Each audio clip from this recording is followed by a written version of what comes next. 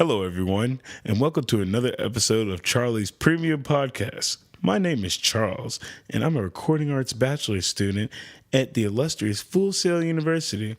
Today's podcast involves an interview with the fellow Full Sail student, Timothy Pelosi. Let's start off with a welcome from our guest. Hello, Charles. Thanks for having me on your show. It's great to have you here, Timothy. I'm just going to get right into the questions, if that's all right with you. Absolutely. Great. Okay, Tim. What do you see as the role of visual arts in today's society, preferably from your profession? Well, Charles, something I've noticed when it comes to visual arts in combination with audio is that people love a combination of what they can see to what they can hear. YouTube videos tend to have more views, and channels more subscribers when there is some interesting video work running behind the music and the sound. Artists post more pictures of random images and videos on the internet than they do music, and we can see a trend of increasing popularity for those who utilize the visual mediums over a basic sonic architecture for promotional purposes. Very interesting, and yet so true. The combination of visuals with audio definitely has a more profound psychological effect than audio alone for stimulating people. This leads to the next question. Your communications make imagery almost instantly available. Do you believe this is a positive or negative influence for your field?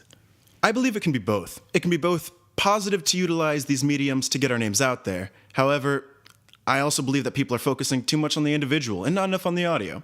How often do you hear people talk about Miley Cyrus's music or Kanye West's music? The only time you see any reference to them is when they do something obscene or say something obscene. People are becoming focused on the individuals and not their talents, which is a major negative for those of us who are trying to become known for our musical abilities rather than our ability to wear some strange clothing and act like a sexual deviant in music videos for Great attention. answer, Timothy. Very well thought out, and it leads into the next one. What popular images do you see that are frequently used in your industry? Well, we tend to see a lot of images about music and audio in general.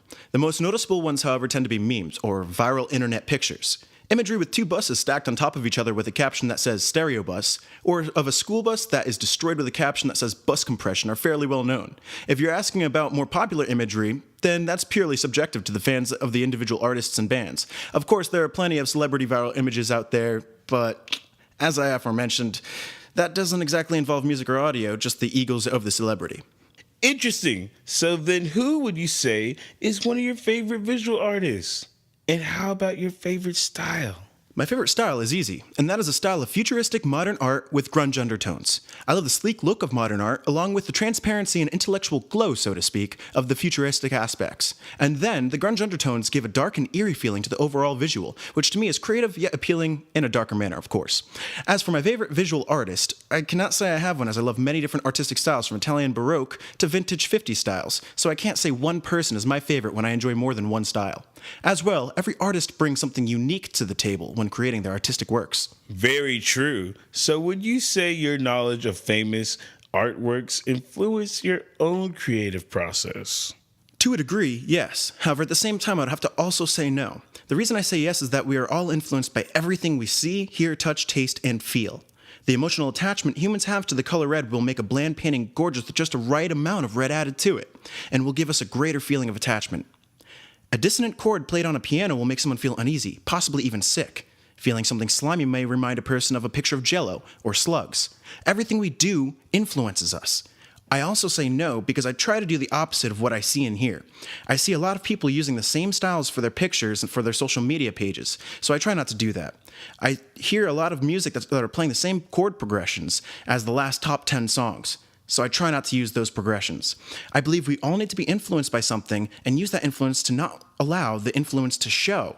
We should take that something and turn it into something that truly inspires us, that truly inspires someone else, something that's creatively unique. And that's pretty much how I feel about that. That's definitely the first time many of our viewers have heard that position on our show. Great insight, Timothy. We are very happy you were able to take time out of your busy schedule for the show. That's all we have tonight, everybody. Tune in next time to find out if we got an A on the assignment for art history or not. Have a Charles-tastic day.